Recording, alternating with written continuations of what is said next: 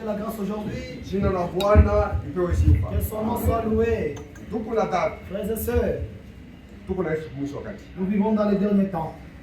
Hii message Ce message, ilikuwa na objectif, c'est là avec un objectif. ilikuwa na beat. C'est là un Tu avec un objectif.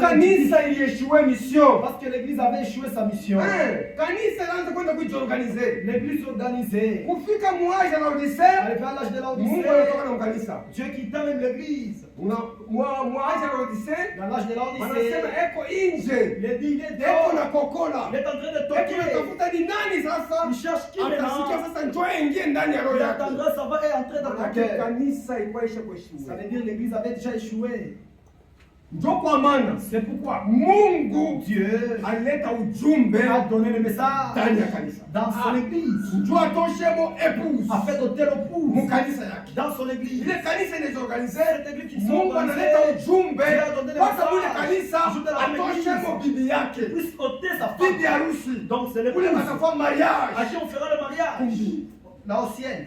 Ndio kule tutafanya mariage. C'est par là se passera le mariage. Ndio kwa maana siku ya kwanza nilisema Quand les premiers jours j'avais dit, kuzaliwa kwetu en naissant, tulizaliwa frère, nous sommes nés d'Uku, tuko attaché ku dunia. attachés au monde.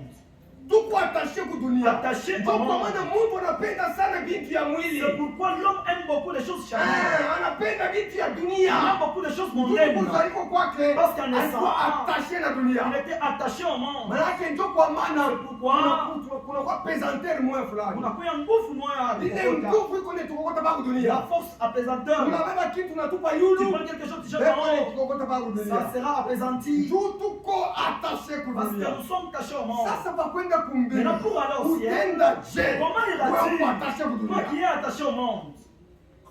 Ndio kwa maana Mungu C'est pourquoi Dieu alileta nouvelle naissance. nous a donné kuzaliwa kupya. Kule kuzaliwa kupya La nouvelle naissance, ndio dunia afin que le monde ipate kufa ndani mwetu. puisse mourir en nous. Ndio ile pesanteur Il est nguvu. ipate kufa ndani Puisse mwetu. mourir en nous. Ukuye uwezo moya Il y a une force. itaanza kutuatire Pourra nous ile attirer. profondeur ya mbingu Pourra nous ndio attirer. itaanza Ça kutuatire. qui commencera à nous Nasema la attirer. profondeur, Donc, pas appelle la profondeur. d'opportunité. Inapasha ile Il profondeur faut pas les itie ndani mwako. que cela soit en toi. Ukwe né de nouveau. Et qu'ils soient nés de nouveau. Kama hapana frère, Ou sinon, nous, uko nafanya histoire. tu fais des hadiches. Ni alishi. C'est l'histoire. Na alishi ni vitu vilishapita Et zamani. l'histoire, ce sont des choses passées. Unabakia mwalishi. Là, tu es resté Vitu dans l'histoire. vilishapita, Les alishi choses déjà ishapita, passées. frère. Déjà l'histoire qui est Haitarudia passée. msali. Ça ne peut pas Yo ni alishi nous ishapita. C'est l'histoire qui est déjà passée.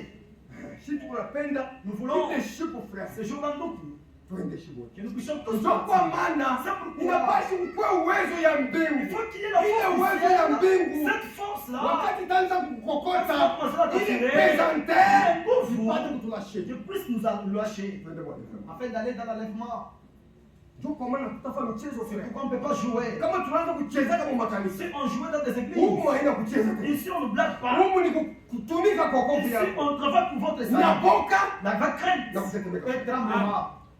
Haina miza C'est frère. pas du blague Huyu donc. anakuwa vile nataka Donc, nikamaliza. rien tel qui fait Ndio kwa maana bien. Biblia inasema C'est pourquoi la Bible dit, mfanye angalisho. faites attention. Wakati mko naweka tu mkulu mnyumba ya Quand Bwana. vous piétinez dans la maison de Dieu, un Sinon fois, unakuwa kubeba laana paka sinon huko. tu peux prendre la malédiction Wengine ici. wanakuwa kubeba benediction Les paka huko. autres prennent la bénédiction Ah, ici. paka huko frère. Toujours dans la même église. Ndio kama uko distrait. Si tu ouvres Mungu le mtaka lien, unafungula roho. quelqu'un ouvre son Ile cœur. mademo inatoka ndani mwake. Le démon qui était dans lui, Haitenda inazunguluka ça pako ne huko. peut pas aller, ça va sillonner. Inaona wewe uko Tu distrait, te vas quand tu es distrait, inaingia mwako. ça va s'incarner à toi.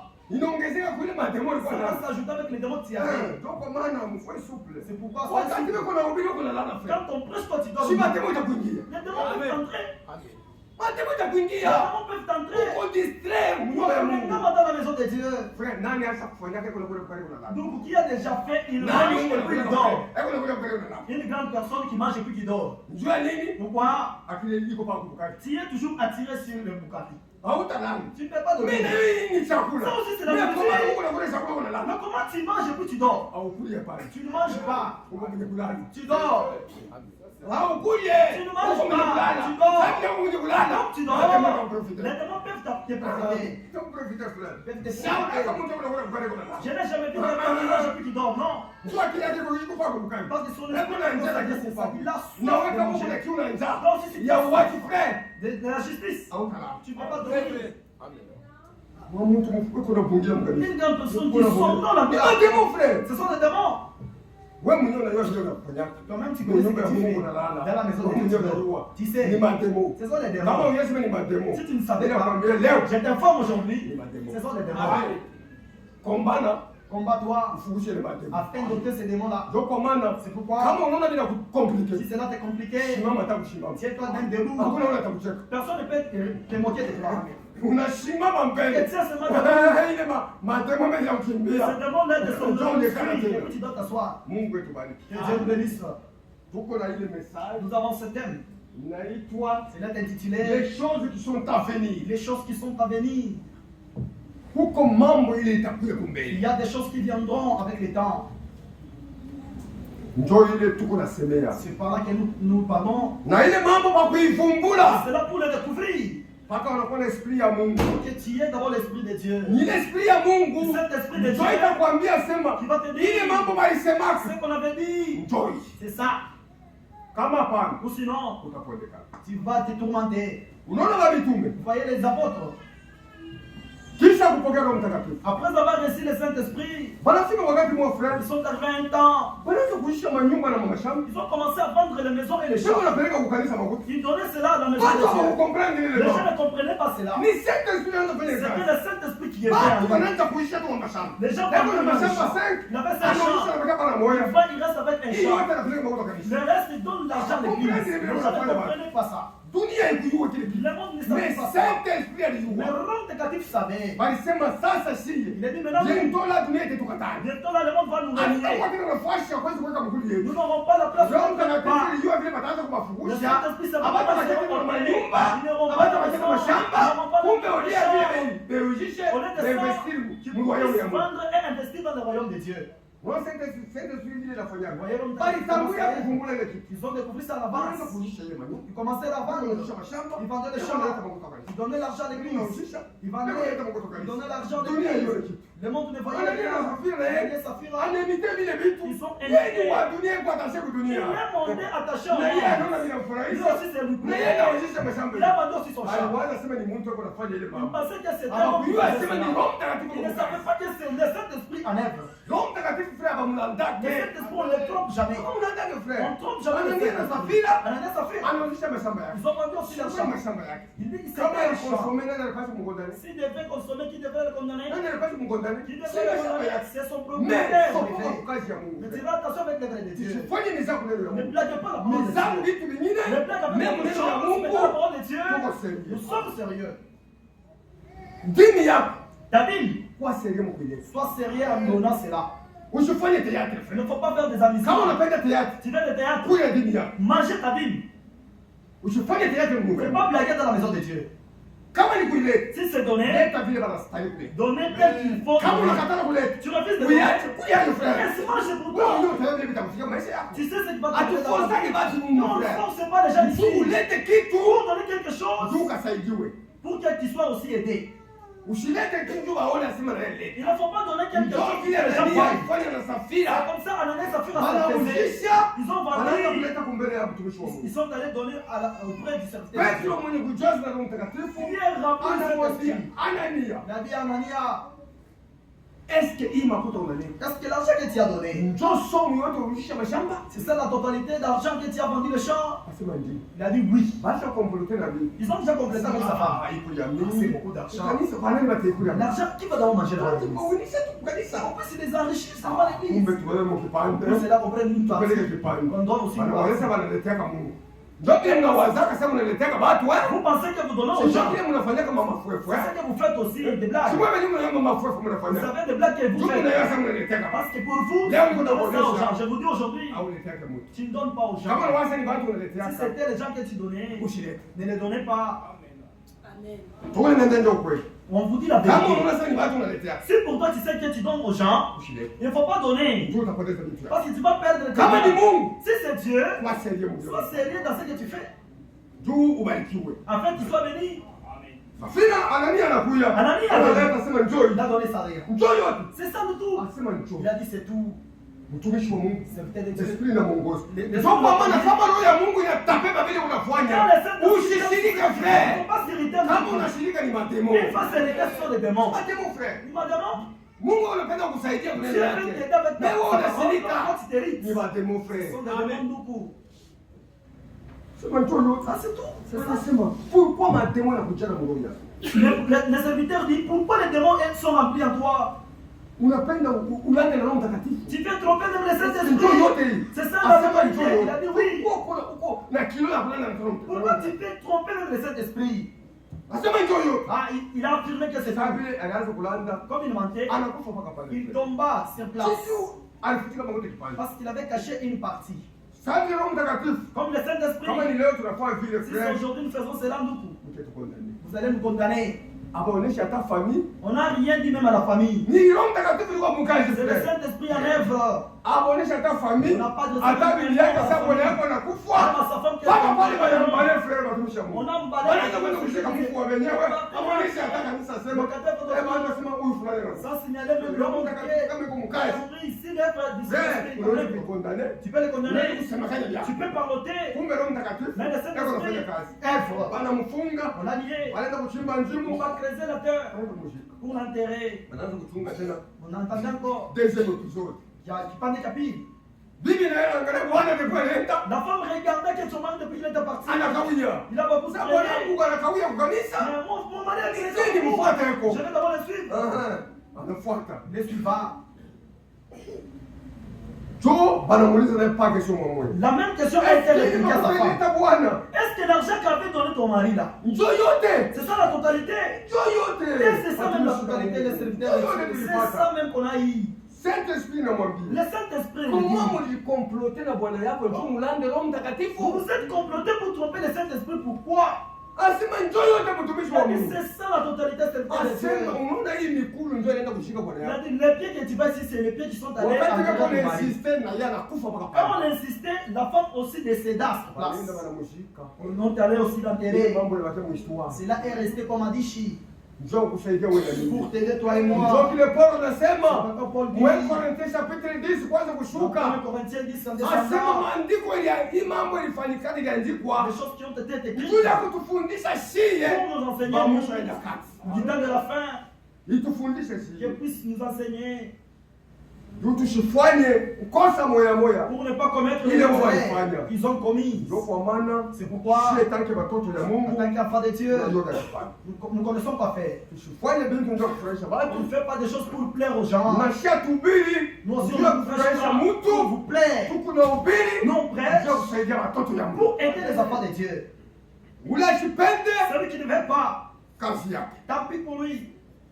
Donc kwa maana baliujisha vya bana leta makuta kukanisa. Ils ont porté la charge parce que on commençait maintenant à les attraper. Lisez Hébraniens 11. Écoutez comment il s'est caché dans des grottes. Le Saint-Esprit avait dit que cela soit profitable de autres. Vendez cela, investissez au ciel. Parce qu'ils savaient avant que nous œuvrons pour l'éternel, pas pour un homme. Et ils ne manquaient même pas de manger. Ils étaient mouillés. Il y a le passage de train. Ils ramassaient maintenant des miettes. Des miettes qui tombaient au train. Mais les enfants de Dieu. C'est quel genre d'enfant de Dieu qui souffre? Donc, il y a d'autres enseignements qui peuvent vous amener à Dieu. Si Dieu est dans l'œuvre, il œuvre nous pour. Il passe pas batoto ya Mungu ya kweli bayu. Il faut que le véritable mais c'est les souffrés. Ils étaient aussi enfants de Dieu. Dieu ne savait pas qu'ils sont des enfants. Quand on les découvrait la tête, ils ne pensaient pas que ce sont des enfants. C'est le Saint-Esprit qui y avait à son temps. C'est pourquoi dans notre temps, il y avait d'autres gens aussi. Nabo et aussi. Frère, il y a des frères qui se mettaient ensemble, qui se combinaient, ils apportaient des choses ensemble. Ils commencèrent aussi à les faire. Quelques-uns ils ont fait cela. Manje kuleta mavitu yenu. Tuweke pamoja tukulepiga pamoja sasa bila kupata kwa. Ndio mtakatifu aliwaambia. Wala ni imitation. Wanafanya vipi? Ils ont fait ça. Mtumishi mwingine anasema moi je ne suis pas pour ça. Sina kusema kuingia mwi mambo yenu. Moi je ne vais pas entrer dans vos affaires. Frère, uko incrédule. Kufanya vile. Non, c'est là. Pourquoi vous aujourd'hui? Wanaanza kufanya wanaenda kumai, wanaenda samaki, kunaleta. Huyo anapata yake kunaleta. Wanatembea mtu kidogo. Ils ont marché petite paix. Problème inaanza. Mambo inaanza. Mimi ndio kunaleta vya mingi. Moi je donne beaucoup quand même. Ndio ndio kunaleta basi. Parce qu'ils savent mimi ndio kunaleta vya mingi. Moi je donne problème ilianza. Le problème inapasuka. C'est là est éclaté. Sema frère. Ça la grande coup. Wewe uko kana na Si avait raison. Quand tu avais refusé ça. Haikuwa Roho Mtakatifu anaongoza. C'est la conduite du Saint-Esprit. Mais ni maandiko walibeba na Roho. C'est les Écritures qui sont prises. Ni maandiko walibeba. C'est les Écritures prises. Kwa maana Roho Mtakatifu kuna kazi ndio ya kuweka kila andiko kwa nafasi yake. Une tâche de placer chaque chose à sa place. C'est ça le pouvoir du Saint-Esprit. Que Dieu nous bénisse. Mettez-vous debout en fait d'honorer la parole de Dieu. Nous lisons dans Jean chapitre 16 verset 12. Jean chapitre 16 verset 12. J'ai encore beaucoup de choses à vous dire. Mais vous ne pouvez pas le porter maintenant. Quand le consolateur sera venu, l'esprit de vérité, il vous conduira dans toute la vérité. Ah, il ne parlera pas de lui-même, mais il dira tout ce qu'il aura entendu et il vous annoncera les choses à venir. Baba Mungu wa mbingu, mfalme wetu, jina lako ni Yesu Kristo. Usubuhi wa leo tunafika asante mingi. Kwa hivi ilikupendeza tena neema yako iko juu yetu usubuhi wa leo. Baba, tulilala sabafu, neema yako iko juu yetu, unakucha tunaona tena mchana ya leo. Juu ya hiyo tunafika asante Mungu wetu. Baba, wewe ulisemaka wakati ya mwisho hakuna mtu atafundisha mtu mwenzake. Sisi wote tutafundisha na wewe peke. Ndio kwa maana wewe peke uingie msem, ufundishe taifa yako, ufundishe kanisa yako. Mungu ulisema mbingu na dunia yote itapita, maneno ya wewe Mungu haitapitaka kamwe. Baba, wewe peke utufunulie mapenzi yako, mkila kitu tufungue mapenzi yako. Wanze nasi, umalize nasi, mjina la uwezo la Mwokozi wetu Yesu Kristo yote. Amen. Amen. Mungu etubariki sana. Dieu bénisse énormément. Unasikia vile Yesu anaanza kuambia. Vous avez écouté ce que Jésus parlait. Asema alikuwa na mambo ya mingi ya kuambia. Il avait beaucoup de choses à leur dire. Même hali ya kimuntu. Mais étant charnel. Hamwezi kubishikia. Vous ne pouvez le comprendre. Juu ni maparolo prophétique. Kuya maneno ya unabii. Pakona wakati kunatimilika. Voyez cela s'accomplir. Sasa Mungu anakusaidia. Il faut que Dieu puisse t'aider. Unafungula sema ni maandiko kunafika unabii. C'est les Écritures. Sinon unaweza kukufuru. Sinon tu peux unaweza kudharau. Tu peux mépriser. Nini mambo ya unabii kunatimilika. Mais c'est des choses prophétiques qui s'accomplissent. Il y a déjà beaucoup de choses à vous dire. Mais vous ne pouvez pas les comprendre maintenant. Sans le Saint-Esprit, vous ne pouvez pas supporter la véritable parole de Dieu. Quand cela vient, cela fait mal. Cela veut déloger l'ancien homme. Pour que cet homme puisse lui aussi ne veut pas quitter. Eko na kuambia sema vile eko nasema ni wewe unasema. C'est toi qu'on te dit. Est-ce que tutakuja kunjitu kuseme wewe? Est-ce qu'on peut laisser nos maisons pour venir te critiquer toi ici? Hapana frère. Non, beaucoup. Ni shetani eko nakuambia vile. C'est qui te console. Asema ule eko nasema ni wewe. Ce qu'on dit là c'est toi. Ule eko nasema ni ule shetani. C'est lui à qui on parle. Ule eko nakuambia sema ni wewe. Yeye ndio tu unasema. La même personne qui te dit que c'est toi, c'est la personne qu'on dit. Ni ule aje kujenkarne mwako. C'est lui qui est incarné. Ule eko nakupresser. C'est lui qui te presse. Asema ni wewe eko nasema. C'est toi qu'on dit. Ule ndio ule unasema yeye. La même personne a cette. Wewe uko tu wapi? Ule unaberse ndani mwako. Mais celui qui est en toi. C'est à qui nous condamnons. C'est qui nous attaque. Maintenant pour qu'il quitte, il est orgueilleux. D'abord, toi tu dois les régner. C'est comme les démons. Pour que cela puisse tu dois d'abord croire à la guérison divine. Et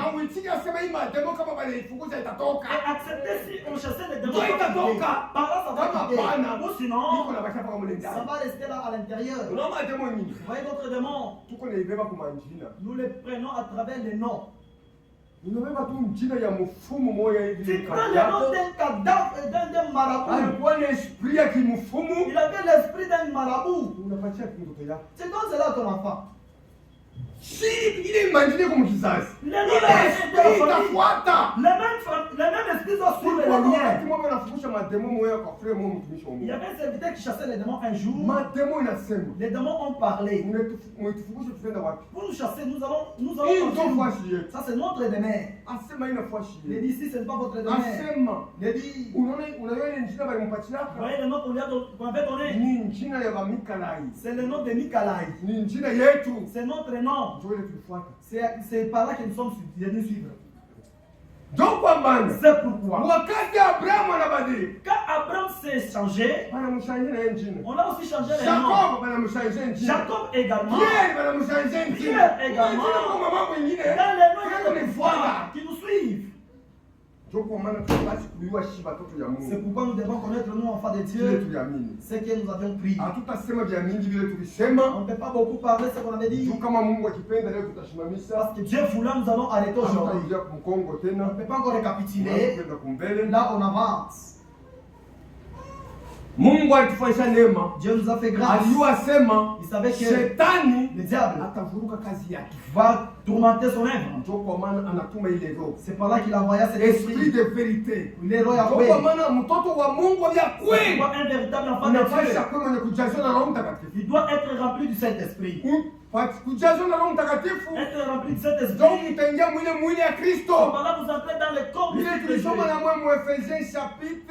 C'est qu'on avait lu avec vous dans Ephésiens 4. Il est choukou. Ce jour-là, il y a un esprit, un corps, une même foi, un Dieu. C'est dans ce corps où nous allons à travers le baptême du Saint-Esprit. C'est pourquoi sans le Saint-Esprit, vous n'allez pas découvrir la volonté de Dieu. Vous ne pouvez pas les découvrir.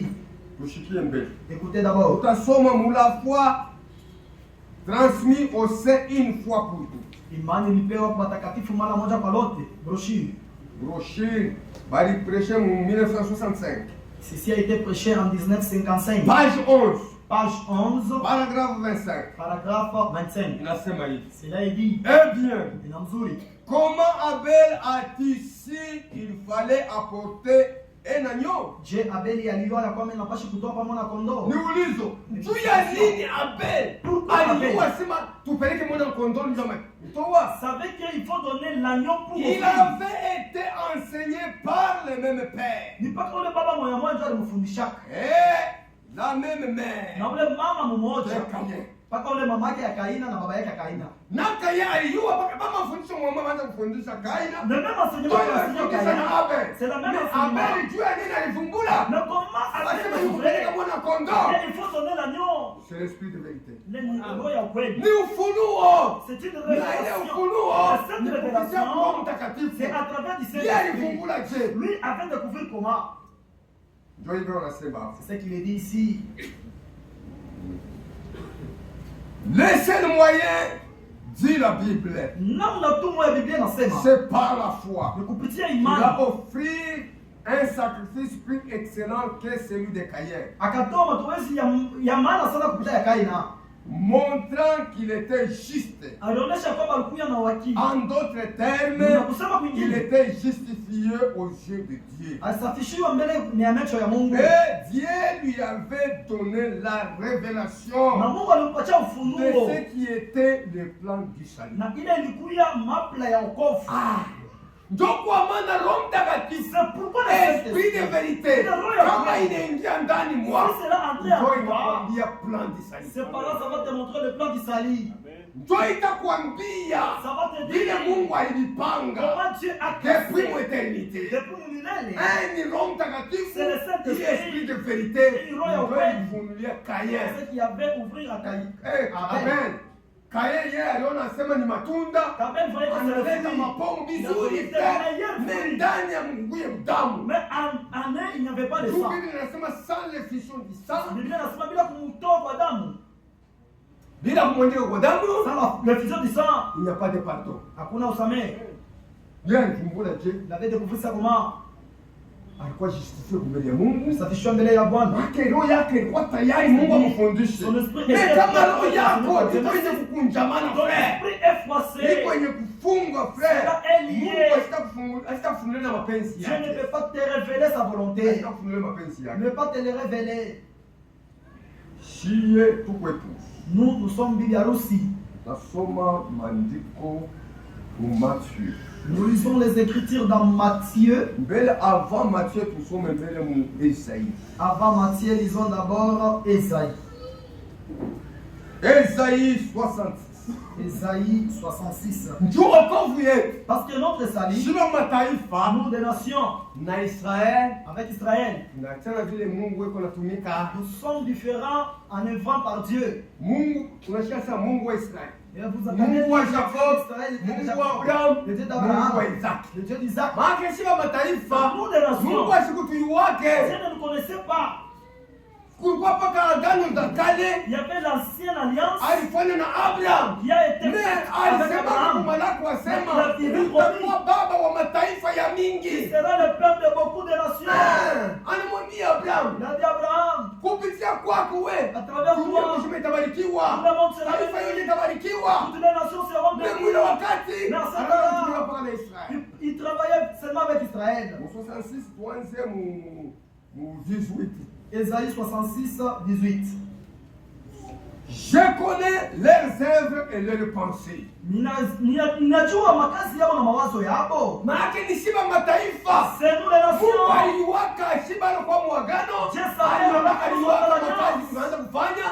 Na mawazo yetu waka nayo. Ile mawazo ndio kumtumikia Mungu. Le passé pour Mungu. Même on n'avait pas Mungu alijifunua kwetu. Dieu ne s'était pas révélé à nous. Mais Dieu savait que ndani mwetu à nous, kuna mawazo ya kumtumikia. Nous avons la pensée de travailler pour lui. C'est ce qu'il dit ici. Je connais leurs œuvres et leurs pensées. Le temps est venu de rassembler toutes les nations. Et toutes les langues. Elles viendront, elles verront ma gloire. Et je mettrai un signe parmi elles. Et j'enverrai les échappés vers les nations. Donc, c'est pourquoi Israël, wakati walimuzambaririsha, il s'était enfui aux nations.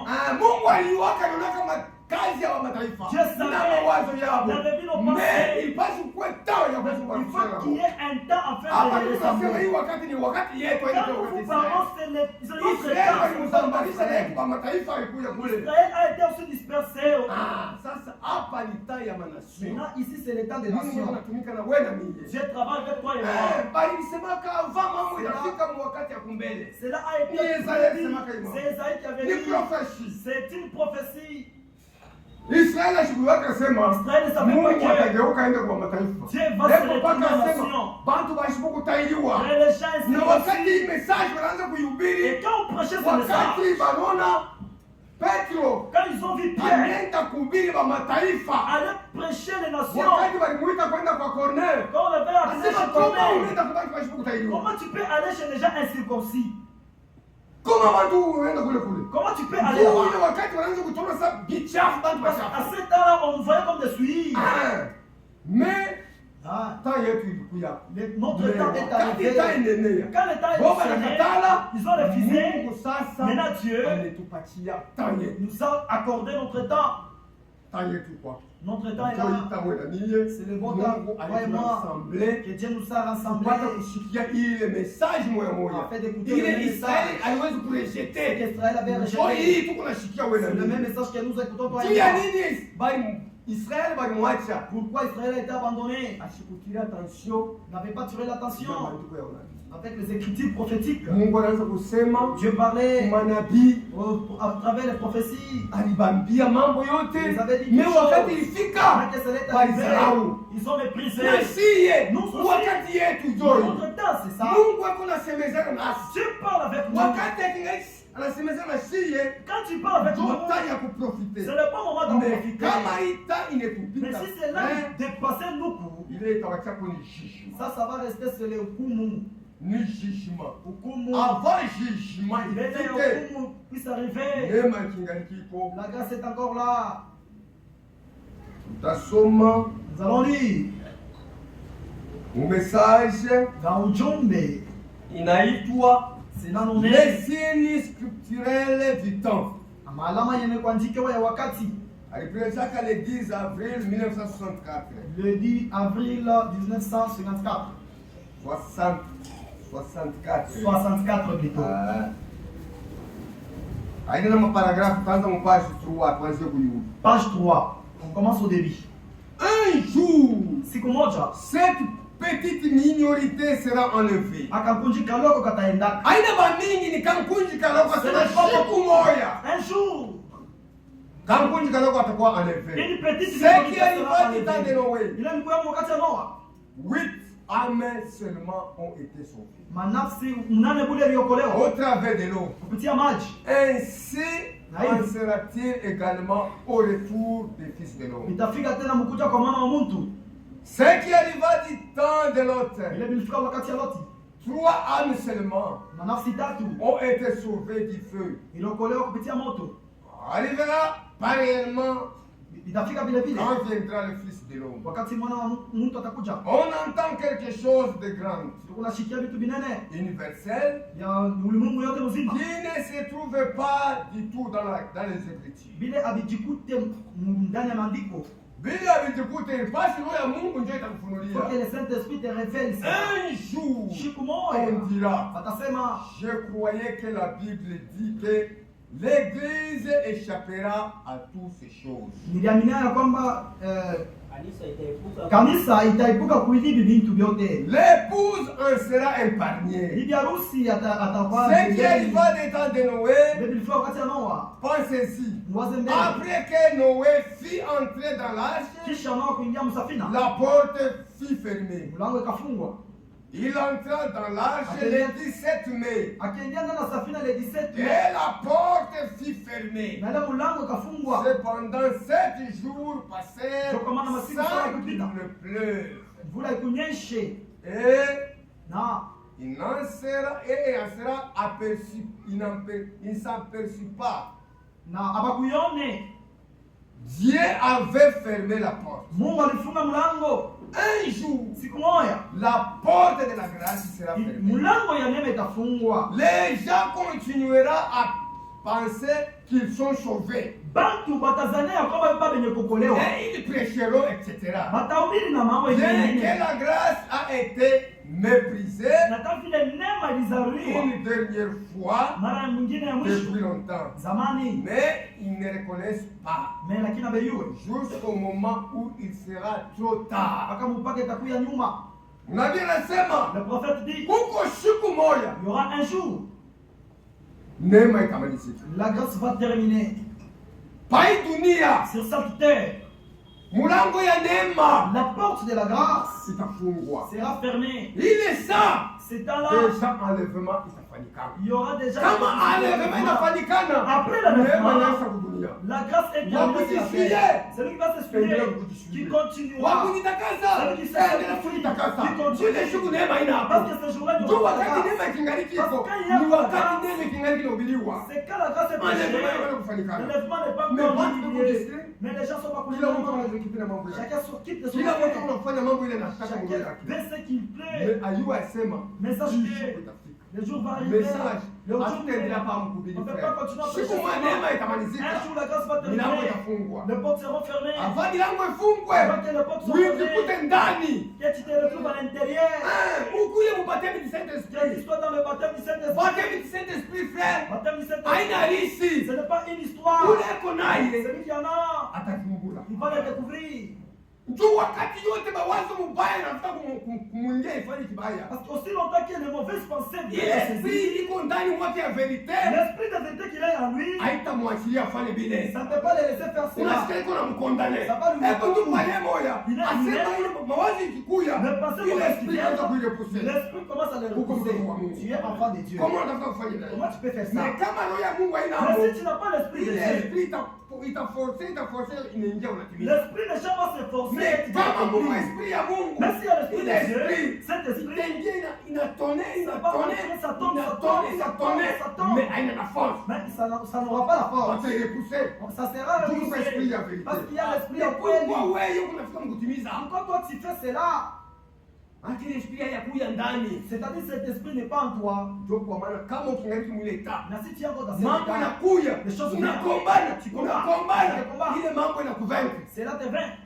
Mambo inakuya unakombana. Ile mambo inakushinda. Cela te vainc. Ndio wasema ile roho ya Mungu yoba kwa ndani. Sache qu'en toi il n'y a pas l'esprit de Dieu. Combana. Il faut encore se Ndio donner. kama ule roho kwa ndani. Parce que si cet esprit est Ndio en nataka toi, kukonduire mu verite. qui va te Mambo donner mabaya inakuya ndio dans wewe les bifanya. choses pour arriver en fait de le Roho faire, ya esprit iko ndani. le même l'esprit qui est en toi, ça va te Wewe dire. uko mtoto wa Mungu. Toi tu es enfant de Dieu. Wewe hawezi kufanya vya hivi. Toi tu ne peux pas faire Wewe ceci. hawezi kufanya vya hivi. Toi tu ne peux pas faire Unaanza cela. kukombana, Commence à unaanza se kukombana, unaona ile esprit hiyo inatoka. Et cet esprit va sauter Ndio inatoka. de soi. Tu vas Na rester. hii kama inatoka. Et une fois que cela Usiwaje sort, sema itarudia. ne pensez pas que ça peut Il t'a pas revenir revenir. tena. Ça va encore revenir. Itakuchunga wakati mwa Ça va fulani. t'attendre Tena un certain moment, inarudia. ça va encore revenir.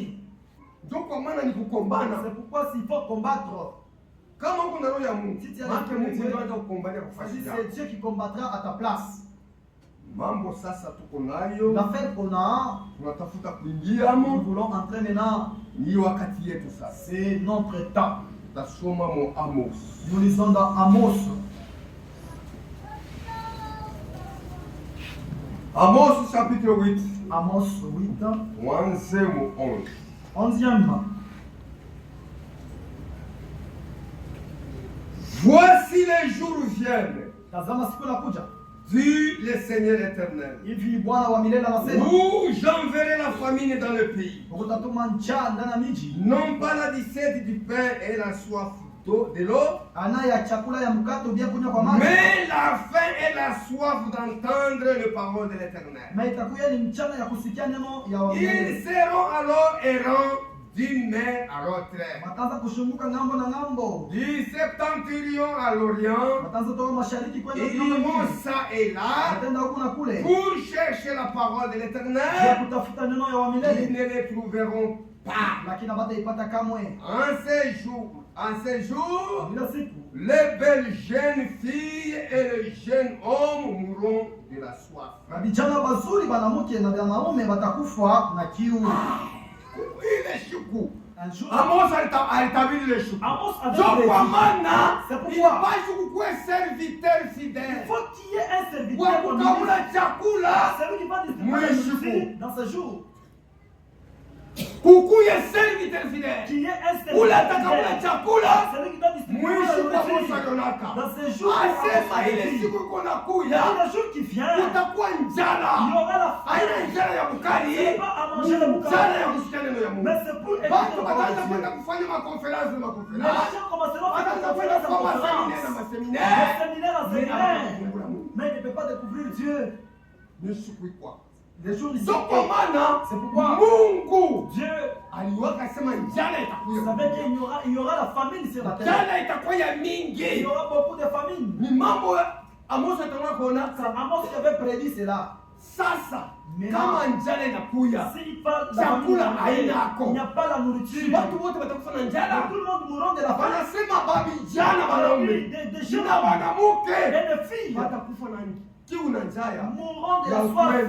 de la Ndio wataanza vérité. kwenda huku Parce qu'ils iront wanaenda sans. huku Et là, pour chercher la ukweli. Il ne peut pas les retrouver. Parce que ils ont déjà rejeté ça. Ils ont pris des représentants qui dirigent maintenant les églises. Un représentant, le mot représentant, ça la valeur plus que la parole de Dieu dans l'église. La parole de Dieu est plus que ce que le représentant. Si le représentant disait, oh, le représentant a dit, cela vient. Si c'est provincial, si c'est national, on va maintenant répartir cela selon des régions. C'est qu'il avait dit. C'est que Papa avait dit au Vatican, ça va marcher. C'est pourquoi croyant qu'ils cherchent Dieu, mais il ne peut pas les retrouver parce qu'ils l'ont déjà abandonné. Ça va conduire les gens dans la vérité. Ils ont pris les gens.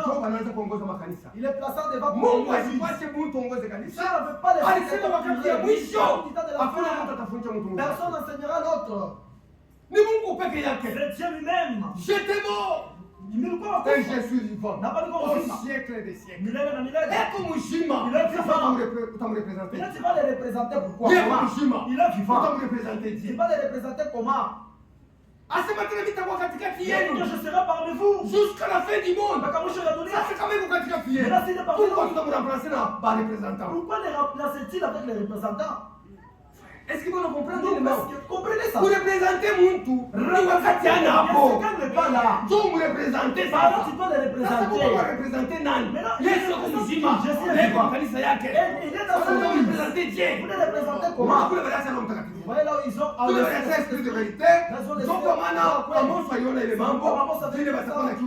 qu'ils auront soif. Bataanza kwenda mu maseminaire abatapata frère chakula ile wewe unapata c'est quand tu reçois une réserve ni neema tu tulipata frère c'est une grâce patijifunza frère abatapata tu dois étudier ça mambo. On avait déjà prédit cela. Sasa mwakati yetu ni mashosha venir. Wakati inafika mwakati yetu sio Mungu anatupatia neema ya kuvumbula vile walisemaka pour notre temps. Tunajua tunaanza kuvumbula na ule walipatia chakula akabule sasa pour distribuer en fait de manger.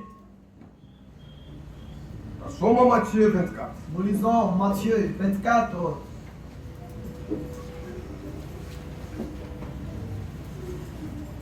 Mathayo 24.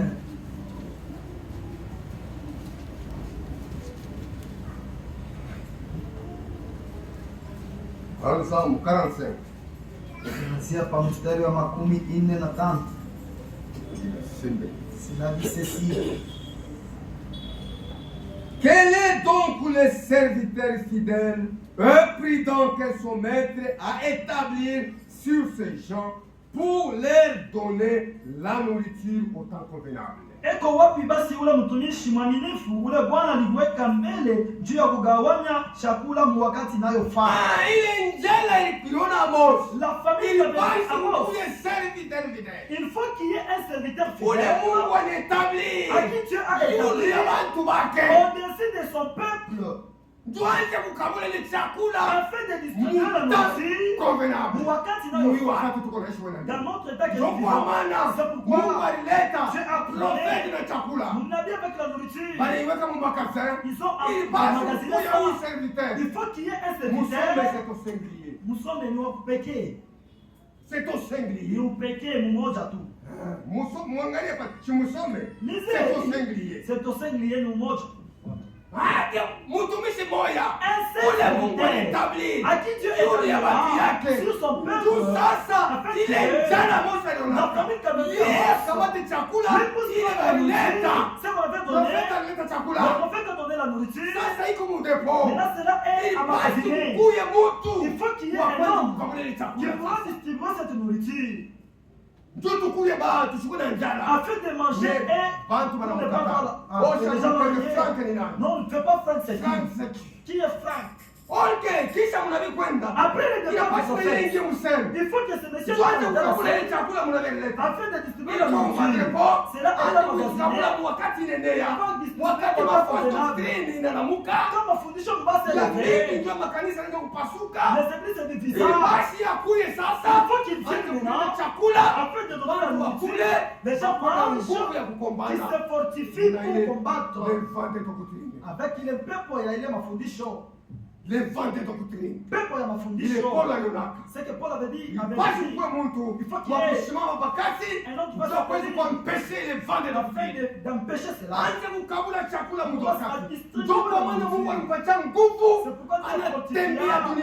a marché dans le monde entier. Après avoir sillonné, il a prêché beaucoup. Après avoir œuvré cela, il n'y a plus encore d'autre temps. Cette œuvre. Matthieu 24:14. Cela a été prédit dans Matthieu 24. Cette bonne nouvelle du royaume sera prêchée dans le monde entier. Pour servir du témoignage à toutes les nations. Alors nous viendra la fin. Il n'a pas assez à tember dunia mzima ndio na hii message. Hii message là pas ilihubiriwa dunia mzima. Le message est prêché dans le monde entier. Njia bengine haina njia kuwaokoa. Les autres c'est pas pour les sauver. Bengine pour servir du témoignage. Bengine ndio waweka ushuhuda. Ushuhuda tu wasema tulishikia. Pour témoigner qu'ils attendent Dieu. Mwisho ikujeko. Parce qu'il y a un Parce qu'il y aura les jugements. Bengine wanapokea tu ni ushuhuda. Les autres ont reçu cela comme témoignage. Mais wewe na mie. Mais toi et moi. Tunapokea. Nous l'avons reçu. Pour la préparation. Afin de se préparer. Pour la safari yetu. Pour notre voyage. Pour être prêt à kwenda frère. Soyons prêts pour kwenda. Nous devons être prêts afin d'arriver là-bas. Maintenant nous combattons nous-mêmes. Il y a les gens de Frank, les gens de Branham. Où nous partons maintenant? Nous allons arriver où? Reste toujours message. Les gens s'organisent, mais le message reste intact. Pourquoi? Le temps est critique. Il le dit dans 21. Alors la détresse sera si grande qu'il n'y a le point eu de pareil depuis le commencement du monde. Jusqu'à présent. Manake mateso. C'est-à-dire mateso, souffrance. Kutakuya mateso. Il y aura la souffrance. Après l'enlèvement du monde, il y a un problème. Il a dit cette souffrance. Le monde n'a jamais vécu. Donc, avant la souffrance, si tu te prépares pour le voyage, ça va arriver un coup. Qu'il n'y aura jamais. Il a dit qu'il n'aura jamais. Et si ces jours n'étaient abrégés, personne ne sera sauvé. Mais à cause des élus, ce jour sera abrégé. Donc,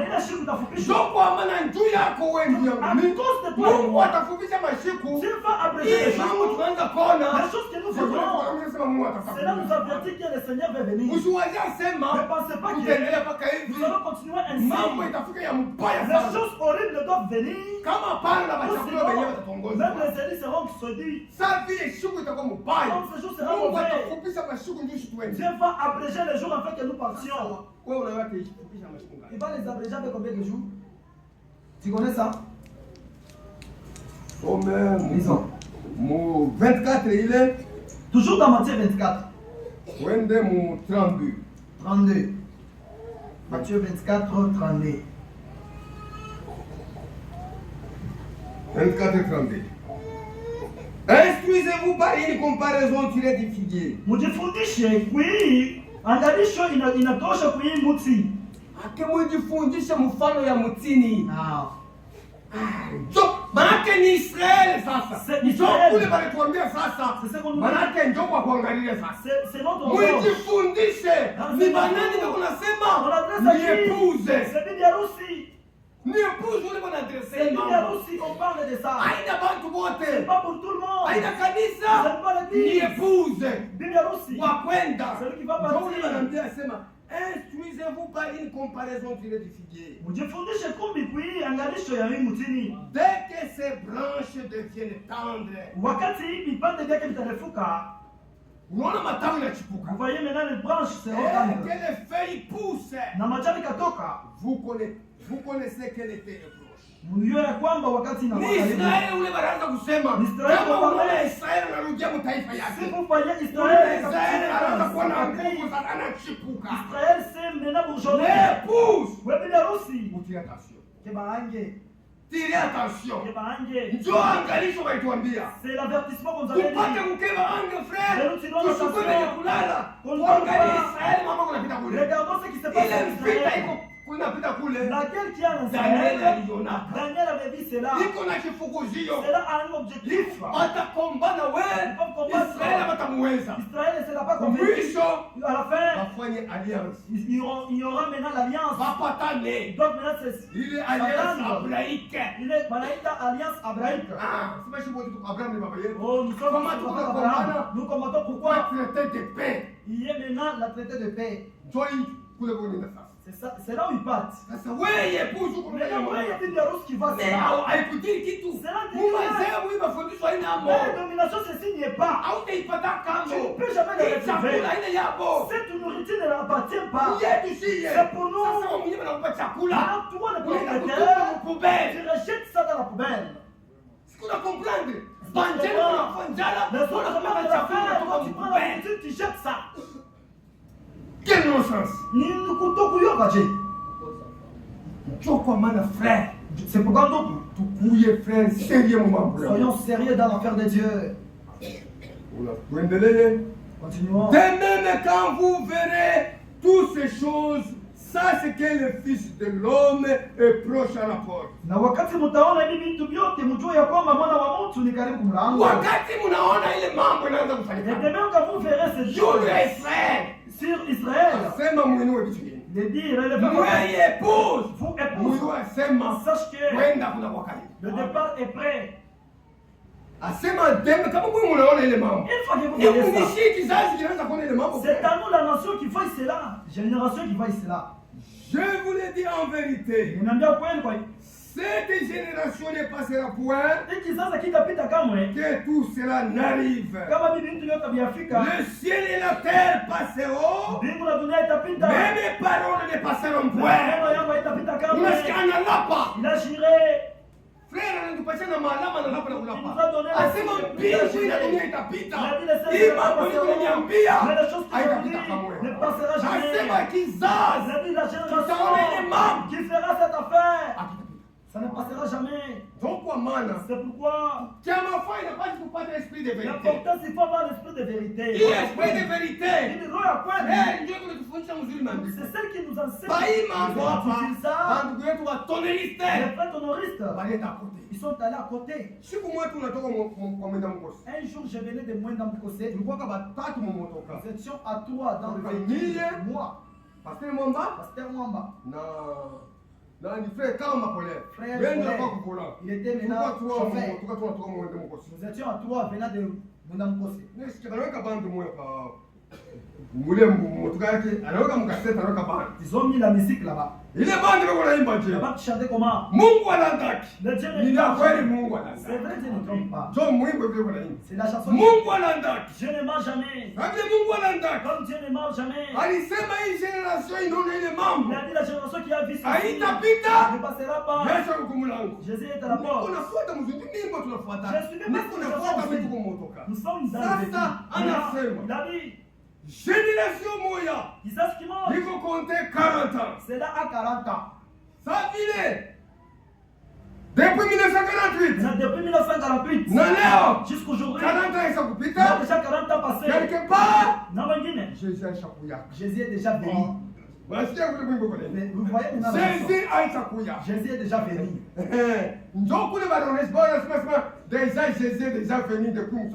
C'est par là qu'il prêche que Jésus est déjà venu.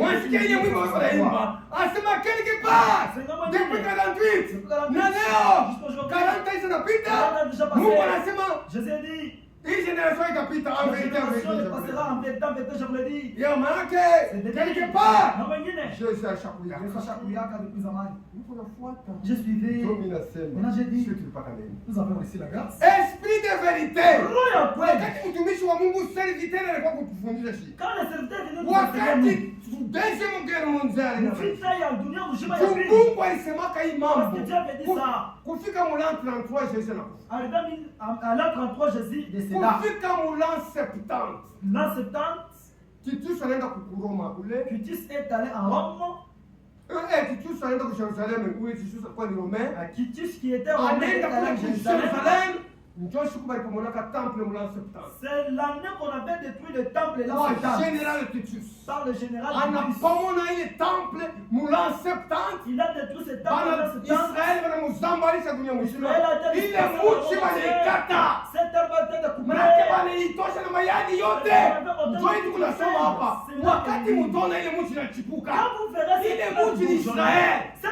été asema mwe mutaona ile generation itaona haitafika kamwe je serai à la porte. Mungu anifuata bien. Sasa maintenant depuis 1948 Israël a changé de drapeau. Israël a deuxième guerre mondiale inaanza mu 40 inaisha mu 45. La guerre mondiale deuxième c'était commencé 40 et 45. Ya kwanza ilianza de 14 à 18. La première c'était 14 18. La deuxième inaanza 40 45. La deuxième 40 45. Hii ndio inachokoza troisième. C'est qu'on crée ici la troisième. Shia hii tukuta. Ça ne peut pas nous retrouver ni sur la terre. Shia hii tukuta hapa tutele. Ça ne peut pas nous retrouver. Sasa wewe unasikia déjà maburu de guerre. Vous qui entendez vous entendez le bruit de guerre. Mutasikia kama na nani si vous unasikia ni malaika walikuwa sie kuuza. Wakati unasikia ile maburu de guerre. Vous unasikia Poutine. Observez les rois du Nord. Observez les rois du Nord. Ni Poutine ule baba. Depuis zamani. Depuis longtemps. Sasa ndio kuna observer. C'est là où nous regardons. Sasa maintenant hii génération wanasema. Kizazi dont on parle. Haina génération ya 40 ans bana. Kizazi de 40 ans non. Mungu ni vyakwenda na ndake. C'est vrai Dieu ne ment pas. Génération. C'est cette génération. Bali wote walizaliwa mu 1948. Tout celui qui est né dans 1848. 1948. C'est la génération qu'on parle. Il est génération. Cette génération. Ils ne mourront pas tous. Jésus est à la porte. Maintenant dites-moi. De 1948. Un an de 1948. À combien d'années? Moi, je compte mon calcul. 77 ans. 77 ans. Bible nasema barobiste ndio watafanya 80. La Bible dit les robistes feront 80 ans. Sasa muangalie eko mwine miaka. Regardez ça à cet âge-là. Mungu asema tunawakia miaka ngapi? Combien d'années nous Maki bote watakufa. Jésus est à la porte. Ile génération ya 48. La génération de 1948. Bote wataishi. Tout le monde ne termineront pas. Jésus anaonekana. Jésus sasa wa 1948. Maintenant un homme de 1948. À ces gens ils sont déjà vieux. Ça c'est 77. 77 ans. Calculez ça. Faites la machine. Enlèvement. C'est pourquoi. Esprit de vérité. Inatuambia namna gani tunatembea. Ça nous dit comment nous marchons. Na namna gani ya kukalkule. Wale walikuja walikatana esprit de vérité. Wale calculer faut calculer frère. Ils ont mal calculé ça. Bana calculer Israël. Ils sont calculés selon Israël. Mais ici tout va mataifa basi sema wewe. Nous sommes des nations, ceux qui verront cela. Vous voyez? Calculer. Ils sont calculés. Israël. Parce qu'en Israël 40 ans une génération, 50e année n'a pas jubilé lié. 40 ans c'est une génération et puis 50e année. Mais quand tu vas ma nation. Ici chez nous c'est pas par Mungu asema nation abakuipangie ma génération yayo. Cette génération itaona. Mais ceux qui verront. C'est ce qui est dit.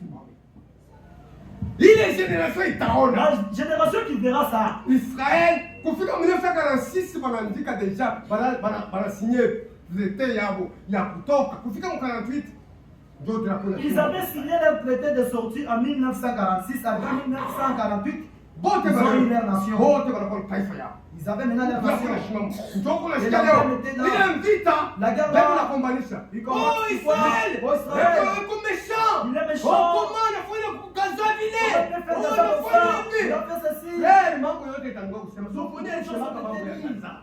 Sophonie avait parlé de Gaza.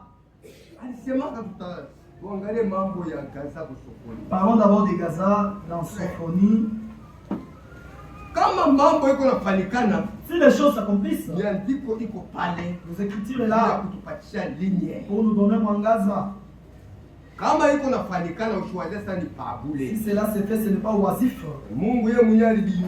Dieu savait cela déjà.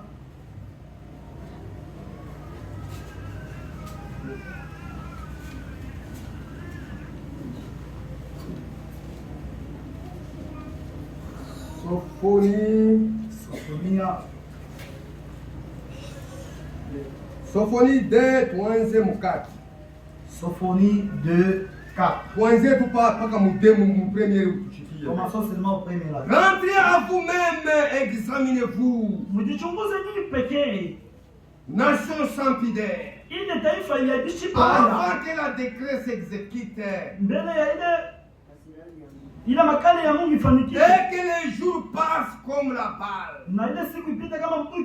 Aliona déjà, il invite ta vie avant il invite ta famille. Il avait vu déjà la guerre. Aliona déjà, vibaya déjà zamani. Anaambia watumishi wake waanze kutangaza. Il adressa aux utafika mshukue troublé. Parce que sema ni Mungu pekee kwa mshukue tunafanya kazi. C'est Dieu qui a yake. C'est son jugement. Avant que la colère ardente de l'Éternel fonde sur vous.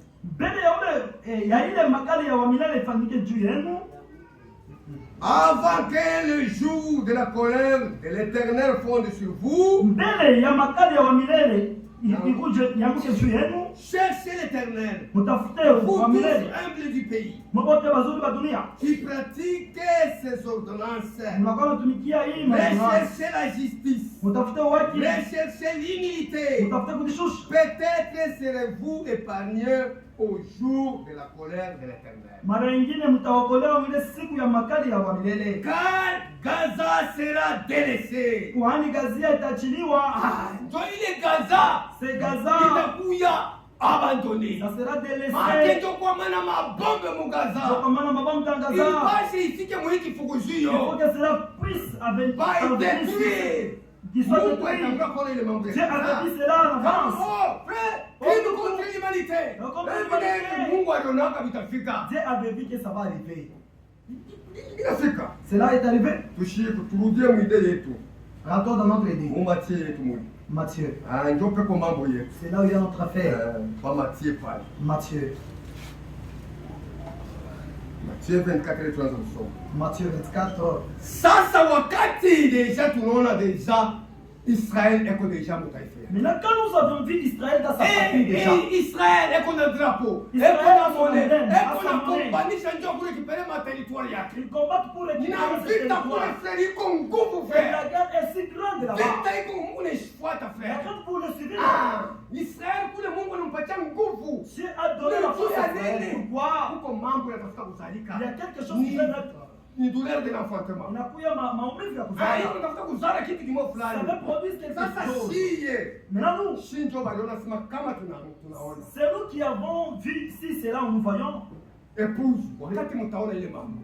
Bibi harusi quand vous verrez cela, mkuwe tayari. Soyez prêts ya safari yenu. De votre voyage. Aba kuseme tu paka mambo ya Israël. On n'avait pas parlé seulement d'Israël. Usome muliki. Lisons dans Luc. Luc 21. Luka. Makumi mbili na moja. Luc 21. Luc 21. Njupate mkwe na hakikisho sema tuko naishi wakati gani. Afin d'avoir la certitude de connaître le moment où nous vivons. Wakati frère. Ce n'est pas le temps de perdre le temps dans des choses faites mondaines. Et sachez comment se parler. Israël a choisi de s'échapper. Il n'avait pas observé les écritures prophétiques. Il n'avait pas observé. C'est pour pas Ça, toi et moi. uko na esprit de vérité. Unashika kuvumbura wakati yako. Reconnaître votre jour. Et son message. Frère Branham prêchait il est. Luc 21, 3e ou 28. Luc 21, 28. Quand ces choses commenceront à arriver, redressez-vous et élevez vos têtes. Wakati mutaanza kuona ile mambo inaanza kufika frère. Quand vous verrez toutes ces choses en Israël, wakati ile moshi inachipuka, quand cette plante va bourgeonner, mutaona ile mambo inaanza kufika kule. Cela arrive, épouse, soit épouse. Asema ufanye angalisho wewe kichwa yako. Redressez vos têtes. Parce que votre délivrance approche. Parce que il est dit une comparaison. Voyez les figuiers. Et tous les autres arbres. On a même ajouté d'autres arbres. Manake kuko miti ingine. Il y a d'autres arbres. Manake miti ya kwanza ilichipuka. Restitution de l'arbre de l'épouse.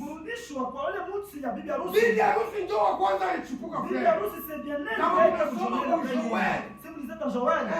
Joël 2 comme 28. Joël 25. 25 vous parlez. 25.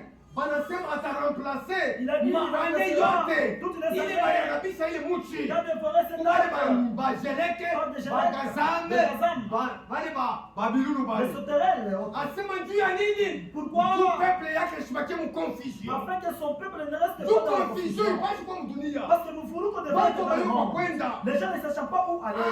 Sasa peuple ya Mungu ikaenda confusion sasa ile muchi inachipuka haina mu confusion mambo ya de ce côté, il y a Israël.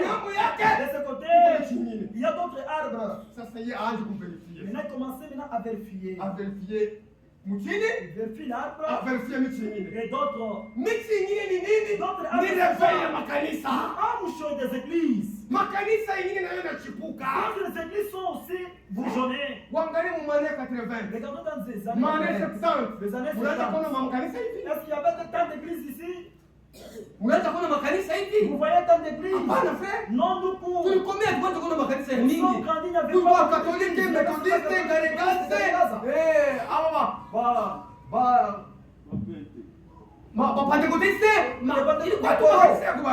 avait l'église, mais aujourd'hui, frère, jana tulikuwa hii quartier ya hapa Yulu. Hier nous étions dans ce quartier. Kilio cha ndugu yake ya Frère Banza. On dit le frère de Frère Banza. Hapo na kilio hapo tunasema kuna kilio walishika. Ile amdeye anaweka kwake.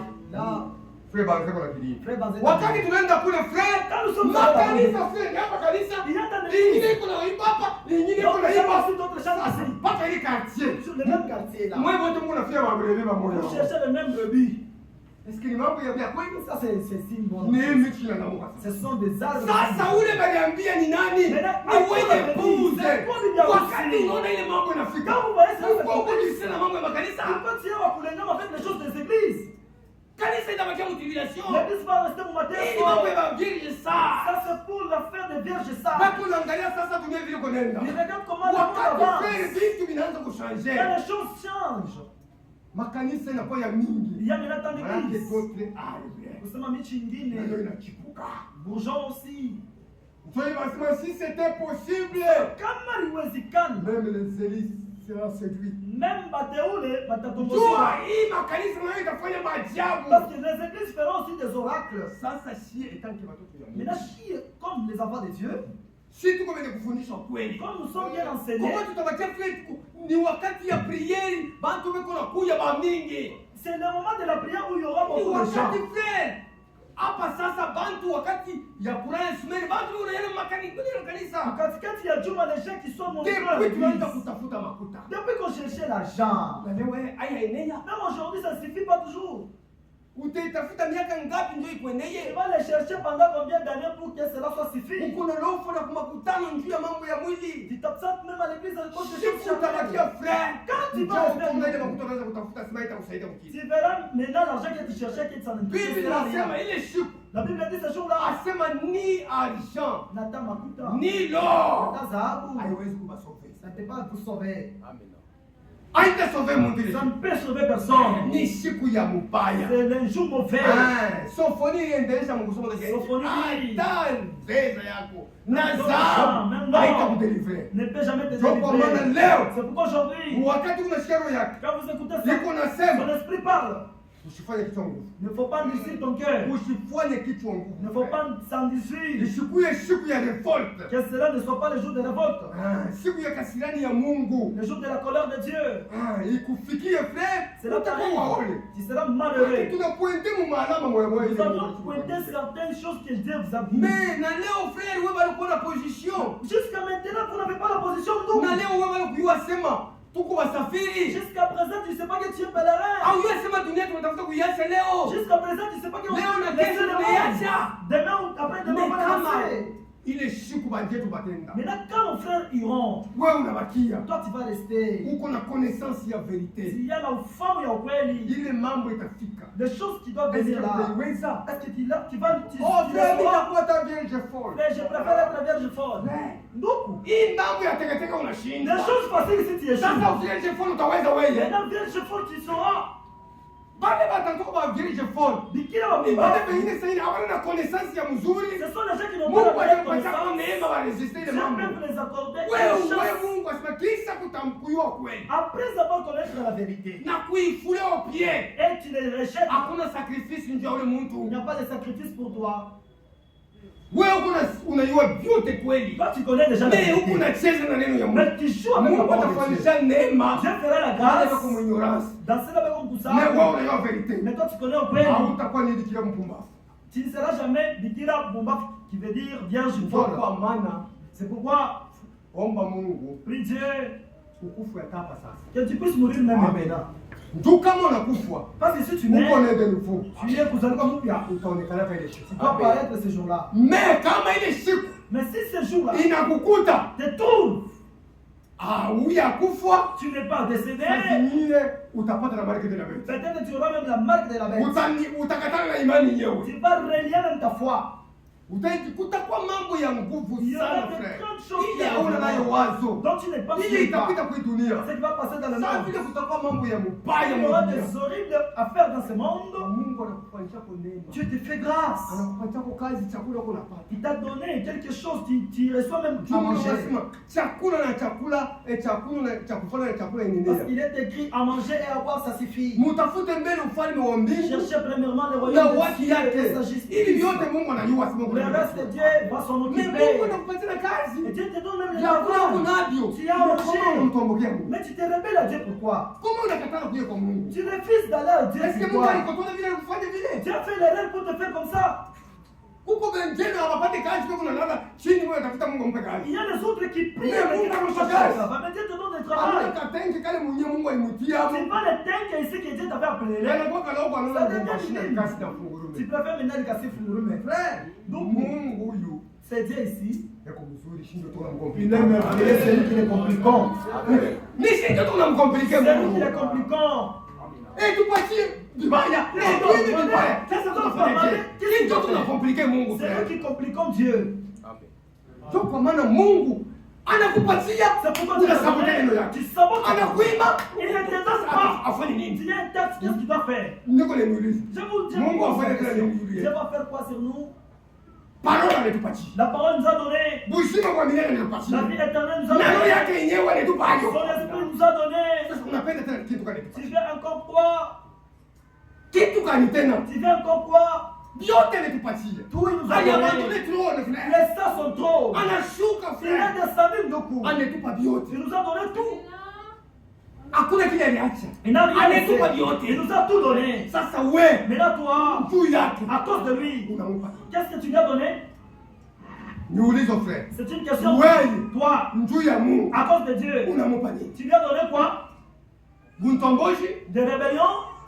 de mépris, des absences. C'est ce que tu l'as donné. Quand Dieu nous a rassemblés, c'était avec un objectif. Avec Israël était dispersé. Jérémie chapitre 31, 10 à 12. Jérémie 31, 10 à 12. Jérémie 31, 10 à 12. Jérémie 31, 10 à 12. Jésus, il est dit des choses de la nation de Juda. Et son affaire, il a dit, nation, écoutez la parole de l'Éternel. Taifa musikie Ni masemo ya mwamini. wewe wa mataifa Mungu alikuita. Alikuita pour un but. Il t'appelle avec kifukuzio. Ndio ule kunasema nation, écoutez la parole de l'Éternel. C'est à qui il dit taifa musikie Publiez là. Mwitangaze. Dans les îles lointaines. Mafasi ya mbali. Dites.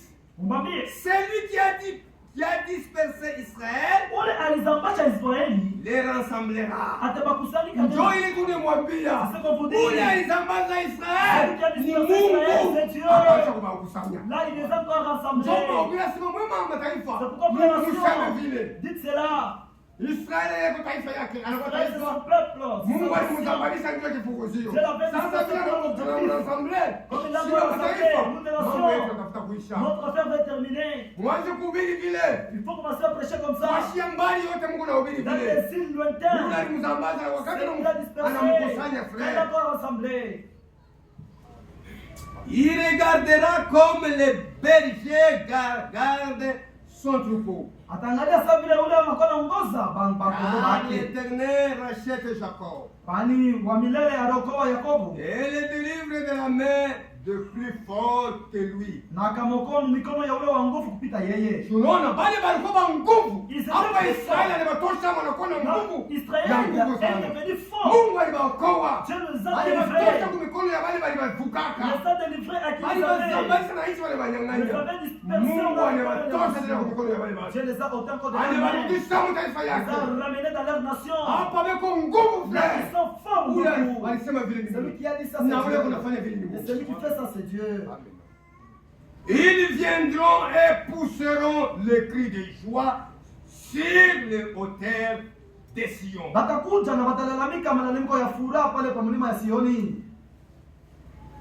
Ils encouleront vers le bien de l'Éternel. Wataenda kando kando ya vitu ya wa Le milele. blé, le mou, l'huile et les brebis et les bœufs, leur âme sera comme un jardin arrosé. Bale banyama batakuya sasa vile bustani yenye kumwangiwa mai mzuri. Et ils ne seront plus dans la souffrance. Na habatakuya mu mateso. Make d'Israël balilaka. Ni kusema c'était Ah, la beko deja. Israël. Eko tayari. Là il est prêt. Beko na teknolojia ya mupointe frère. Ils ont la technologie. Kuko bazaba hapa vita beko na kombana. Là, il faut Hautawazia pas sema balikuwa kiloko balileta. Tu ne penseras pas qu'ils Hapa étaient vita prêts. kule ya nguvu Il sana. y a une forte Na guerre dunia là-bas. iko na tremble. Et le monde tremble. Mungu anafanya ile kazi. C'est Dieu qui Sasa aide. wewe mataifa. Na toi, nation, Wewe épouse. toi épouse, Huko naona ile mama. tu vois cela. Asema wewe épouse huko naona ile mama. Il a dit toi qui vois ça. Wewe ndio kia. Relevez vos têtes. Mungu asema kwenda kuna wakati. Sache que le départ est imminent. Kama ni karibu. C'est-à-dire on annule tout près. Utasoma mu lettre circulaire. Nous lisons dans l'être circulaire. Correction dans l'église. Unyolosho ndani ya kanisa.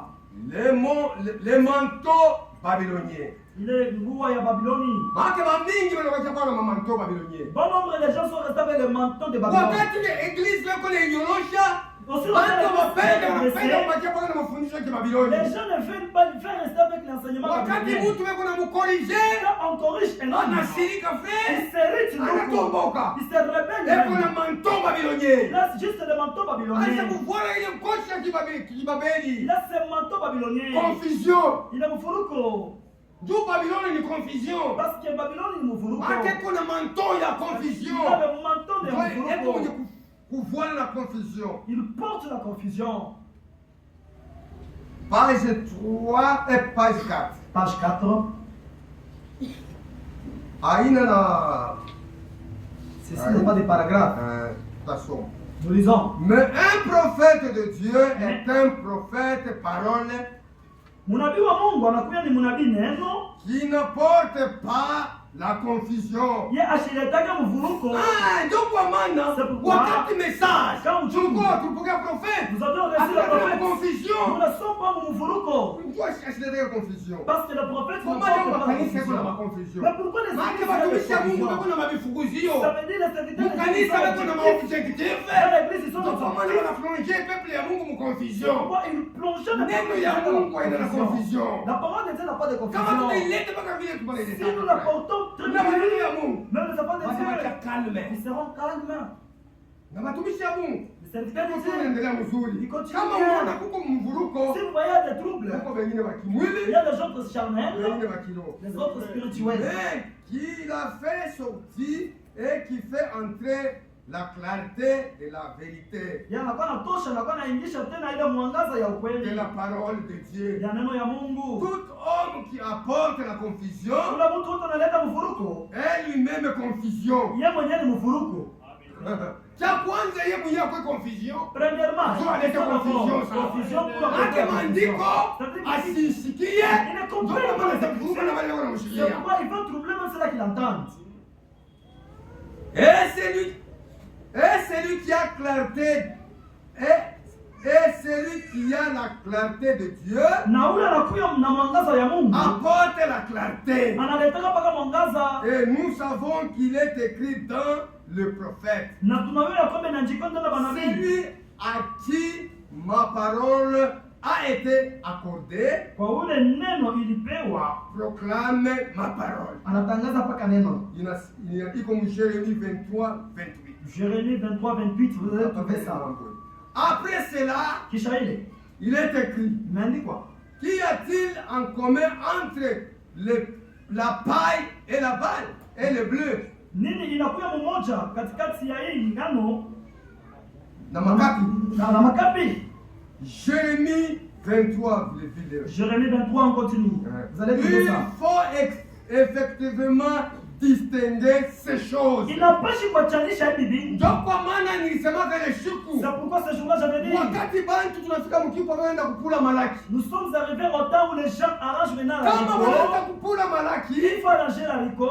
il a fallu sasa mpepo Il ikuyeko. faut qu'il y ait d'abord le Ndio vent watenganishe bakanda na mbepo. afin de distinguer le bleu Pepo et inakuja wanaenda kupepula bimakanda bikolenda. quand il y aura le vent, ça va pousser le frein, ça va quitter. C'est là qu'ils sortent. Ni vile bimakanda bashipo na pua. Ce sont ce qu'on appelle makapi. Batoto ya Mungu batokake tambe. Les enfants de Dieu, malgré le vent qui vient, Abatokake njoo kuna penze. ils ne quittent pas parce qu'ils Wanajua pèsent. kile Mungu kunafanya. Ils savent ce qu'il y a de Hii fait. pepo Ce vent ici, ilikuwa inatupatia mishishi ishuke. ça nous donne des Aende na racines. kifukuzio ingine njoo mishishi ishuke sasa C'est mkono. pour que les racines Njoo puissent uchikwe na tomber. nguvu. Afin que l'arbre ait Kama la pepo force. unakuya mkanisa. Maintenant, s'il y a le vent dans l'église, Sema kanya. les gens parlent, Watu kutoka. les gens quittent. Inaonyesha kuwa kitu kile. Cela prouve qu'il y a une chose qui ne va pas. Hapo kitu akiendeka. Il y a quelque chose qui ne va pas. Yote biko nakuya. Tout concourt. Kuja vizuri kwetu. Maintenant, Sasa il est important inakuwa ya maana de ne pas tout rejeter ndio tushitupe en leo bloc. mkikunji. Les dons et les services, Hii mazawadi na makazi ainsi de suite, hadi vingine vingine, loin de nous cette pensée. mbali yetu ile mawazo, Mais nous devons prier Dieu na tunapashi kwamba du Mungu fond du cœur na moyo yetu de toujours placer les critères de la parole dans notre main de foi. ndio tuweke mpaka imani mu maneno ya imani yetu, Et de nous donner de tout cœur la grâce de pouvoir toujours la discerner. na kutupatia imani ya kuweza kuchunguza mpaka. Ça, sommes mon page 5. On continue avec page 5. Nous voulons vraiment atteindre tout le monde dans cette assemblée. Tunapenda kupata watu wote mwi kanisa. Mais si cela ne fait que créer des difficultés, Kama inaleta mpaka mfuruko, alors c'est une épine ou, comme nous le disons en Allemagne. Basi inakuya nini basa tunasemaka mkialemani. C'est un lapin dans un tasse de bois. Inakuya huyu kanyama mule mumamichi. Inakuwa saka kalulu mumamichi kana ficha kwa kabamba inakuwa kompyuta. Ni kanenda kuficha mumamichi. Il se cache dans la ni moto. C'est difficile. Ndio vile watu wanakuya. C'est comme ça les gens sont maintenant. Ndio kile qu'on nasema hapa. C'est qu'il est dit ici. Une telle personne n'est pas bien. Quelqu'un qui ne se laisse pas corriger n'est pas en ordre devant Dieu. Ule wote asipende kumkorije frère na parole. Celui qui ne veut pas être corrigé par la parole. Il a déjà fauché. Wala neno ya Mungu inakuwa kuleta clarté yayo. La lumière de Dieu mais yasipende. Lui ne veut pas. Il y a quelque chose qui ne va pas. Que ce soit moi ou que ce soit d'autres. Hata niye frère. Asema kama correction inakuja kwangu. Si la correction qui vient à moi. Sipendi na kuchika. Je ne veux pas accepter ça. Il y a quelque chose qui ne va pas. Si la correction est nécessaire, elle doit être donnée. Et nous devons l'accepter. Le plus triste, quand tout cela, c'est que les personnes les plus spirituelles ont le plus grand mal à suivre une instruction. Yeko trop spirituel. Yeye anajua vyote frère. Il connaît tout. Asema correction kwake. Inekalaka nguvu. C'est difficile. Iko nguvu yeye anajua sema pale anasimamia. Pour lui là où c'est moi je connais. Correction kwake frère. Kwake yeye ndio namna. Déjà tasikia yake anaanza kukunyonga. Son cœur commencera maintenant à faire mal. Yeye ndani ya ule mtu mko vide. Il y a vide. C'est fou. Ni mtu wa kikanisa. C'est un homme religieux. Ndani yake mko vide frère. Il y a vide. Kwa maana mtoto wa Mungu c'est l'enfant de Dieu. Il passe à me corriger. Il doit être corrigé. Elles sont tellement spirituelles. Qu'elles sont au-dessus de tout. C'est spirituel. Tout cependant être mis entre les guillemets. C'est pourquoi, frères et sœurs, nous sommes au bout. Les temps déjà. Nous avions tant parlé. Correction iko ya mafafra. Kunyorosha c'est très important. Wakati nyingine frère. Ça arrive le moment nous tous. Wakati tulipokaka message. On avait reçu ce message. Hatukuwa na connaissance exacte. On n'avait pas la connaissance ya kunyorosha. Wakati Mungu anatutumia docteur. Quand Dieu envoya mwalimu, anaanza kuweka kila kitu pafwashi. Il commençait à placer chaque chose à sa place. Aïe frère. On n'avait pas honte ya kurudia munjia. de rentrer dans la voie. Bale bote banajama frère. Tout celui qui a résisté. Wakati correction ishakuletwa. Quand la correction est donnée. Abapende bakwe corriger. Il ne veut pas être corrigé. Il y a quelque chose qui ne va pas en eux. Kiburi kitakupeleka kubaya frère. L'orgueil va t'amener loin. Ndugu kwa batumishi wengine frère. Il y a d'autres serviteurs. Kuna sema mie frère. Il dit moi Toko. Aya paka muhimu makutano hii cha kutoka kama matabena. Toujours dans la tabernacle. Anasema mie. C'est moi. Mu makutano hatutasomaka franc. On ne lisera jamais franc dans mon assemblée. Anasema vipi? Oh, tu frère Branham alipointer sana kwa mambo yake. Frère Branham avait pointé beaucoup sur franc. Soma na mambo wale wote walikuwa mkuru ya semaine. Kwa paragraph na maboruchi tulipatia. On na confusion mwaza sasa. Mais mtu wa vile namu. Mais de tels gens, anasema vya vile. Il dit ça. Il est perdu. Tulikuwa kana ndugu moja paka hapa assemblée. Alinitaka sema nikapreshe kwa makutano yao. Un frère m'avait appelé. Mimi namuonesha sema frère. Ndugu, kama mimi nakuwa kwa makutano yao. Si je venais là-bas, nitakudetruire. Je vais te détruire. Mimi mwambia verite. Nasema nisha kuambia na banduku bako na kuchunga. J'ai déjà dit. Mimi nasema mimi sikaleka na ile confusion. Moi je n'ai pas cette confusion. Kama mimi nenda kule mwako. Si je venais là-bas, nitakudetruire. Je vais te détruire. Tutaanza mpaka vile mwe mnaamini. Parce que je vais ya bongo ndio mnaamini pale mtazia. C'est l'esprit ya vérité. Parce que nous avons fait mwisho mconfusion. Ndio pale mtazia. Na mwe mtafurahisha. Ça ne peut pas vous plaire. Au lieu de ça, sitapenda kunivuruka. Je ne peux pas vous troubler. Nous sommes tirés avec sur un verset dans Apocalypse. Je ne sais pas si je vais me retrouver. Entre Apocalypse 20. Apocalypse 20. Déjà 11h30. Il est déjà 11h30, patientez-moi. Je lis seulement ça. C'est là où on s'était séparé avec ses serviteurs. Je lui ai dit, Babikira Babumba. Et 144 000, nous serons avec eux dans le millénaire. Il y aura encore d'autres résurrections.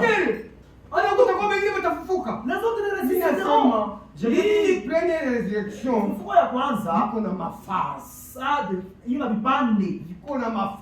vipande ndio pale kama unasema shinjo ba kwanza sema ufufuko wa kwanza. C'est pourquoi si ba kwanza ni wale ba Ancien Testament. La première session de la première résurrection wakati Yesu alifufuka na watu walifufuka. Déjà aussi Tunaweza kusema ni première résurrection. Mais pourquoi unasema yeye ni première résurrection? Pourquoi vous dites que c'est la première résurrection? Nasema tusome mwa Mungu asisemake vitu kwa sana. Mais sema tutaishi na wale bandugu yetu. Mungu asitaipa mtu. Dieu ne peut pas rémunérer quelqu'un nje ya kazi yake. En dehors de son œuvre. Si ba Eli, nous les Eli, hatutalipiwa pamoja ba vierge folle, ba vierge sage. Nous ne serons pas rémunérés au même pied ba vierge sage. Hawatakuwa wenye kulipwa pamoja ba justifié par la foi. Ils ne seront pas égaux avec justifiés par la foi. Hapana frère. Non. Mungu malaki anakuya injuste. Mungu atakuya na ule anatumika kiloko. Celui qui a travaillé. Si wote balipo moja. Hapana frère. Non. Kuko bale ba vierge sage. Il y a des vierges sages. Ya kwanza kako na privilège. Ils ont d'abord privilège d'aller au ciel. Tena wanashuka. Ils descendent encore. Wanaishi mu millennium. Ils vivent dans le millennium. Ndio wanaingia tena mu eternité. Ils entrent maintenant dans l'éternité. Sasa abo ba vierge folle. Maintenant babakina babumba. Sasa vile na bali ba vierge ba sanctifié. Na wao watachunga mbele millennium. Ils attendront pas le millennium. Ishi hapana. Na wao watavivre millennium. Wanavivre na eternité. Et l'éternité. Mais ba sanctifié, ba justifié. Les justifié. Justifié par la foi. Imani. Wao wataingia pa mu eternité. Ils seront seulement l'éternité point barre. Wakati jugement dernier, quand hukumu ya mwisho, il y aura le chef de kondoo aussi de ce côté. Matendo isha kubakasema ni imani ndani ya Kristo. Ils ont juste la promesse de bonnes œuvres. Même dans les dénominations, ils sont là. À cause de la parce que condition ni nini? Celui qui croira et qui sera baptisé sera sauvé. À quiconque. Kwa mtu mais seulement mambo ya urithi mais pour l'héritage travailler avec crainte mutumike kwa boko et tremblement anatetemeka Juni urithi sasa parce que c'est l'héritage l'Ancien Testament wakati wa kale ule premier né ule mzaliwa wa kwanza ule atabakia patron wa famille celui qui va rester le patron wa mfundishe sana bamulete titera mfundishe on va lui donner un titre yeye tu atariki bibi ya baba yake yeye atakasha famille même ndugu yako atakuwa kuna baba tariki na ndugu yao mais yeye atakuwa chef mais celui qui sera le chef il passe bamfundishe il doit être instruit nous aussi ndio tutariki mali baba yetu nous allons hériter les choses de notre père. Donc on va le c'est pourquoi nous venir kwa sana usifuata wengine nous mambo yetu nous avons yeye kwa sana yao différentes de leur.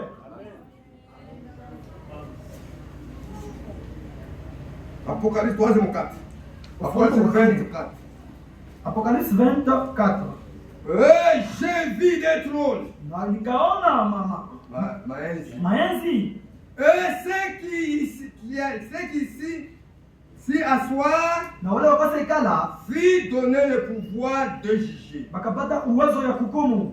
J'ai vu les âmes de ceux qui avaient été décapités. Nikaona na manafsi ya wale walipikiwa kama ibwe na kukatwa vichwa. À cause du témoignage de Jésus et à cause de la parole de Dieu et de ceux qui n'avaient pas adoré la bête ni son image et qui n'avaient pas reçu la marque sur leur front et sur leurs mains. Ils revinrent à la vie. Bakarudishwa kwa uzima et il régnait avec Christ na bakatawala na Kristo pendant 1000 ans. tajiri ya 1000 ans. Les autres morts Bengine bafu ne reviennent point à la vie abakurudia kubuzima jusqu'à ce que les 1000 ans fût accomplis. mpaka 1000 iliisha. C'est la première résurrection. Ndio ufufuko ya kwanza. Mwana yao anaweka mpaka première résurrection. C'est là considéré aussi que ça ufufuko ya Na kwanza. bale ba vierge folle. Avant tout régner. Avant de Yohana régner, aliona wanarudia kubuzima. avait dit cela, il rentrait encore à la vie. Anaonekana nabo. Ils sont encore apparus. Nabo walifufuka. Ils étaient aussi ressuscités. Wote bale wote Israël na l'épouse. Na ba vierge folle. Anasema c'est la première résurrection. Ils ont dit ufufuko ya kwanza. Wana maita. Ils avaient des Mais états. akikuyo mambo tuanze kukombe. Mais ils ne savaient pas. Unipatie maandiko. Donnez-moi l'écriture. Nimeandiko yoyi kwako Il y a frère. les écritures ndugu. Maandiko nasema frère. Les écritures parlent. Bote tutaje. Bali ba vierge folle Tous les verges folles. tukanditi nao na ba 144,000. Les 144 000. Bale bate bakatu, bate baua. Wale watakatwa vichwa. Watakuwa Ils décapités. seront Juu décapités ya parole. à cause de la parole. Asema balibona nabo wanafufuka. Et aussi ils Juu étaient tubenye ressuscités milenium afin de régner dans na le Yesu Jésus Kristo. Jésus-Christ. Si esa vile Nous étant bibi harusi. épouses. Musome Lisez bale ça. bale bote batakuwa mwile etape. Tous ceux qui Ndio sont batatumika dans mu maekano ba sacrificateur. Ils seront Mwende mukasome Yusa enenea. parce qu'il est déjà temps. Muendeleshe pa kule. Allez, Utasikia na kazi batafanya mwekano. Vous comprendrez même l'œuvre à qui ils feront dans Mungu les temps. ekubariki. Que Dieu nous bénisse. Tulisema vya mingi. Nous avions parlé beaucoup au courant de la semaine. Vyote vile À tulisema. tout ce que nous avions Kama parlé. kile wewe ukushike S'il mzuri. y a quelque chose dont tu n'avais Kile pas uko kuna compris, confusion. s'il y a une confusion, Utakuwa unaniona. venez me voir. Unasumbulia, Nous parlons, unaelewana mzuri. on va bien se convenir. Pale unasikia Là, vous écoutez. Mungu asifiwe. Que Dieu soit loué. Tunasimamia hapa. Nous arrêtons par Vile ici. vingine vile waki yako. Et tout le reste, Roho Mtakatifu atendeleshe le kabisa. Saint-Esprit va continuer. Mungu etubariki. Que Dieu nous bénisse.